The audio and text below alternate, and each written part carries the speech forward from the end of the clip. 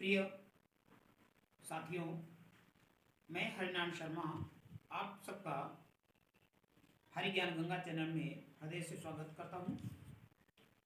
जैसा कि मुझे ज्ञात हुआ है कि वह जूनियर हाई स्कूल, इंटरमीडिएट या कंपटीशन के छात्र ही क्यों न हों, लेकिन यह जो शब्द रूप प्रकरण है उन्हें शब्द रूप याद करने में बहुत ही कठिनाई महसूस होती है। प्रायः याद नहीं करना चाहते, याद करते हैं तो विस्मृत हो जाता है, भूल जाते हैं। तो इस बिंदु पर मैं विचार करते हुए बहुत ही आसान कुछ टिप्स के माध्यम से शब्द रूप याद करने के, तैयार करने के टिप्स लेकर के उपस्थित हुआ हूँ। आपको इस वीडियो में बहुत ही आसानी से कोई भी शब्द रूप हो उसे याद कर सकते हैं और दीर्घ काल तक अपने स्मृति पटल पर अंकित रख सकते हैं। तो आइए चर्चा करते हैं शब्द रूप प्रकरण के अंतर्गत शब्द कैसे याद किए जाएं। और यह शब्द रूप विभक्ति, कारक विभक्ति के अंतर्गत किसी भी परीक्षा में यूपीटीटी, सुपर टेट, बीएड आदि जितने भी हिंदी संस्कृत विषय के साथ जो भी प्रतियोगितात्मक परीक्षाएं हैं उनमें यह विभक्ति प्रकरण से संस्कृत में कुछ न कुछ क्वेश्चन पहचानने के लिए अवश्य पूछे जाते हैं। निम्नलिखित शब्द में विभक्ति बताइए, या तृतीय विभक्ति का बहुवचन शब्द क्या होगा, या रामस्य में कौन सी विभक्ति है, कौन सा वचन है। तो विभक्ति, वचन और जो है पहचानने के लिए यदि यह वीडियो आप देख लेंगे तो आसानी से आपको शब्द रूप भी तैयार होंगे और यह कभी गलत नहीं होगा। तो सबसे पहले समझिए शब्द रूप। शब्द रूप क्या है? हम शब्दों को मुख्यतः दो भागों में बांटकर समझाते हैं। नंबर एक है अजंत। अजंत शब्द का तात्पर्य है अच, संस्कृत में अच स्वर को कहते हैं, और अंत में है जिसके, जिन शब्दों के अंत में स्वर होते हैं उसे अजंत शब्द कहते हैं। जैसे आपका राम शब्द है, अब राम में आ है, माँ चूंकि हलंतिक नहीं है इसलिए आ है, माँ प्लस आ मिलकर के ये आ बना है, तो राम आ है। ये आपका राम पुल्लिंग शब्द है और अजंत है, यानी आ स्वर है। अकारांत स्वर दूसरे शब्दों में से कह सकते हैं। इसी प्रकार से जैसे हरि है, हरि में ई स्वर है तो ये इकारांत शब्द हो गया। कौन सा हो गया? इकारांत। अकारांत, इकारांत। इसी प्रकार से गुरु शब्द है या भानु शब्द है, ये आपका उकारांत शब्द हो गया। हम संक्षेप में यहाँ लिख रहे हैं। और इसी प्रकार से जैसे पितृ शब्द है तो पितृ शब्द में विकारांत यानी री स्वर है, अर्थात अजंत स्वर नौ स्वर होते हैं अच संस्कृत में। और उन 9 स्वरों कौन कौन से? अ, ई, उ, री, ए, ओ, औ, ये आपके 9 स्वर हैं। 1 2 3 4 5 6 7 8, आ, ई, उ, ये बड़ा उ।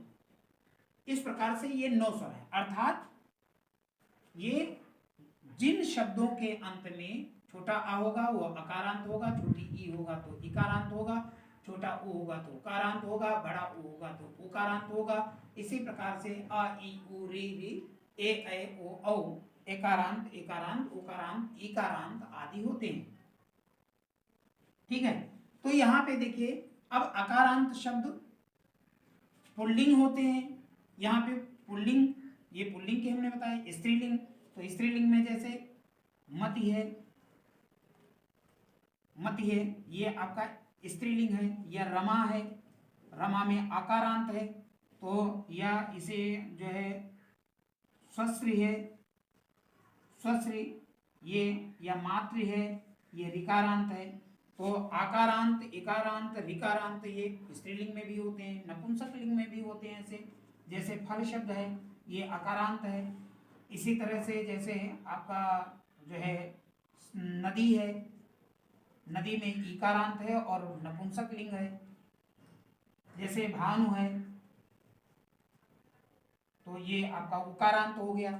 इस प्रकार से पुल्लिंग, स्त्रीलिंग, नपुंसक लिंग में अकारांत, इकारांत, उकारांत, ओकारांत, इकारांत, ओकारांत आदि शब्द होते हैं जिन्हें याद करना बहुत ही कठिन लगता है।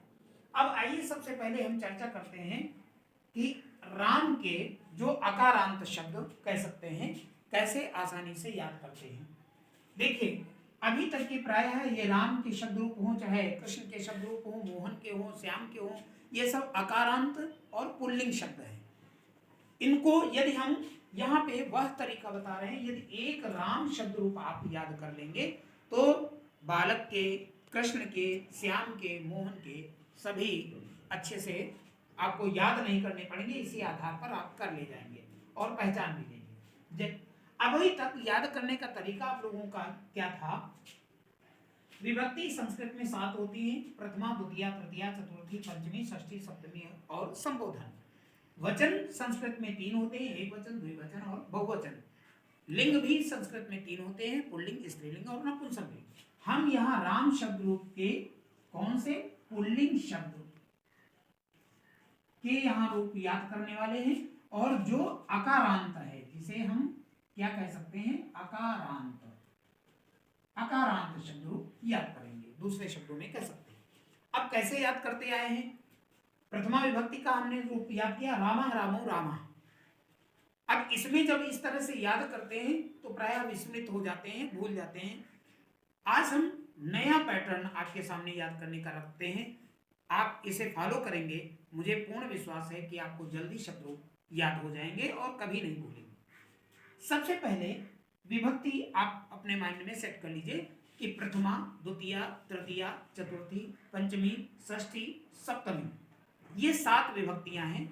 इन 7 विभक्तियों के अंतर्गत एक वचन हम सबसे पहले रूप याद करेंगे। अब एक वचन रूप क्या है? प्रथमा विभक्ति का पहला यानी एक वचन शब्द रूप है रामा। तो रामा, द्वितीया का रामम, तृतीया का रामेण, चतुर्थी का रामाय, पंचमी का रामात, षष्ठी का रामस, सप्तमी का रामी और संबोधन का हे राम।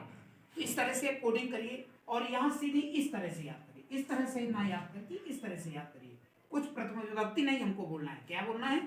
रामा, रामम, रामेण, रामाय, रामात, रामस, रामे, राम।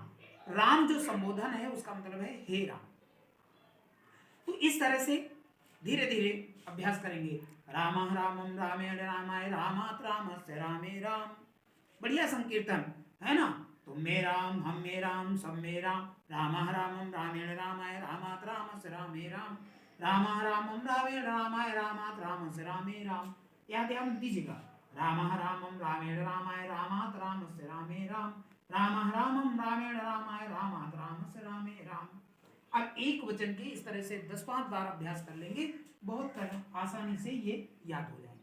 और जब यह याद हो जाएगा तो फिर द्वितीया, द्विवचन में आएंगे इसी विभक्तियों में, यानी एक साथ सभी विभक्तियों को याद करना है। तो द्विवचन में रामो, रामो, रामाभ्याम, रामाभ्याम, रामाभ्याम, रामयो, रामयो, राम। यानी यहाँ पर हमें मात्र 3 शब्द याद करने हैं द्विवचन में। एक रामो, रामो प्रथमा और द्वितीया दोनों सेम रूप चलते हैं, तो रामो, रामो। फिर तृतीया, चतुर्थी और पंचमी में रामाभ्याम, रामाभ्याम, रामाभ्याम, ये 3 विभक्तियों में सेम रूप चल जाते हैं। तो 5 याद हो गए। रामो, रामो, रामाभ्याम, रामाभ्याम, रामाभ्याम। फिर षष्ठी में रामयो, सप्तमी में रामयो, 2 विभक्तियों में सेम रूप चलता है, रामयो, रामयो। तो इस तरह से कुल 3 हमको शब्द रूप याद करना पड़ा द्विवचन में। एक रामो, दूसरा रामाभ्याम और तीसरा रामयो। तो पूरा श्रृंखला क्या बनी? प्रथमा से और संबोधन तक की रामो, रामो, रामाभ्याम, रामाभ्याम, रामाभ्याम, रामयो, रामयो, रामो। रामो का मतलब संबोधन हे रामो। जो प्रथमा विभक्ति में शब्द होता है वही संबोधन में आ जाता है, बस हे शब्द का प्रयोग आगे कर दिया जाएगा। तो कोडिंग के रूप में याद कर लेंगे। रामो, रामो, रामाभ्याम, रामाभ्याम, रामाभ्याम, रामयो रामयो रामो। इस तरह से अनेक बार संकीर्तन जैसा करते हुए आसानी से ये याद हो जाता है। मैंने इसका प्रैक्टिकली जो है प्रयोग किया है और बहुत ही सफल हुआ है। अब बहुत सरल तरीके से बच्चों को याद हो जाता है। इसी तरह से यहाँ देखिए बहुवचन के शब्द रूप कैसे याद करेंगे सभी विभक्तियों में। तो पहला प्रथमा में है रामा, द्वितीया में है रामान, तृतीया में है रामई, चतुर्थी और पंचमी में रामेभ्य रामेभ्य, षष्ठी में है रामाणाम और सप्तमी में है रामेश। संबोधन फिर वही है, रामा अर्थात हे रामा। तो आइए बहुवचन के सभी विभक्तियों में रूप याद करते हैं। रामा, रामान, रामई, रामेभ्य रामेभ्य, रामाणाम, रामा रामेषु रामा। तो रामा रामान रामई रामेभ्य रामेभ्य, रामाणाम रामेषु रामा। हे रामा का मतलब रामा याद कर लेंगे, हे शब्द बाद में जोड़ लेंगे। तो इस तरह से पूरा सभी विभक्तियों में एक वचन पहले, फिर द्विवचन पहले और फिर बहुवचन, इस ट्रिक को फॉलो करेंगे तो मुझे पूर्ण विश्वास है कि जल्दी आपको शब्द रूप याद हो जाएंगे। और फिर राम के शब्द रूप यदि आपने याद कर लिए, राम ही तो आधार है इस मानव जीवन का, इस सृष्टि का। राम आपके हृदय में हृदयंगम हो गए, आपको स्मरण में आ गए। विविध सप्तमी यानी प्रथमा से लेकर सप्तमी विभक्ति तक एक वचन, द्विवचन, बहुवचन में, तो चाहे वह राम कृष्ण हो, चाहे बालक हो, चाहे मोहन हो, चाहे श्याम हो, वो शब्द रूप भी आप आसानी से कर सकते हैं। जैसे कि मैं उदाहरण के लिए बोल रहा हूं, हमने अभी आपको यहाँ राम शब्द रूप याद कराया, लेकिन देखिए बालक के आसानी से बना देंगे। बालका बालकम बालकेन बालकाय बालकात बालकस्य बालके हे बालके, हे बालक। इस तरह से बालक के आगे एक वचन में सभी। फिर बालको बालको बालकाभ्याम बालकाभ्याम बालकाभ्याम बालकयो बालकयो हे बालको। इसी तरह से बहुवचन बालका बालकान बालकई बालकेभ्य बालकेभ्य बालकानाम। बस यहाँ ध्यान रखना है रामा नाम है, और वहां जब बालक शब्द रूप याद करेंगे तो बालका नाम, बालका नाम नहीं होगा, बालका नाम। उसका एक अलग नियम है कि कहाँ पे अणा का ना हो जाता है, कहाँ पे ना का ना हो जाता है। ये संधि प्रकरण के अंतर्गत आगे आप सब जानते हैं या पढ़ेंगे। तो रामा नाम, यहाँ बालका नाम हो जाएगा, और फिर यहाँ बालकेश हे बालका। तो देखिए राम शब्द रूप के आधार पे हमने बालक के शब्द याद नहीं करने पड़े, आसानी से। इसी तरह से श्याम का करना है, तो श्यामा श्यामम श्यामेन, श्यामाय श्यामा तो श्याम से श्यामे हे श्याम। इसी तरह से मोहना मोहनम मोहनेन, मोहनाय मोहनात् मोहनस्य मोहने हे मोहन, है ना। तो पुल्लिंग शब्द के आकारांत तो बहुत ही आसानी से आपको याद हो जाएंगे और उस पर अभ्यास कर सकते हैं। आप हर ज्ञान गंगा चैनल को सब्सक्राइब करें, और इस तरह से आसानी से कैसे कठिन से कठिन विषय को तैयार कर सकते हैं उसके बहुत सारे टिप्स हम आपको देते चलेंगे। अगले वीडियो में अगले नए बिंदुओं के साथ, नए विषय के साथ, नई रीति नीति के साथ आपको नया टॉपिक पढ़ाएंगे। जय हिंद, जय भारत।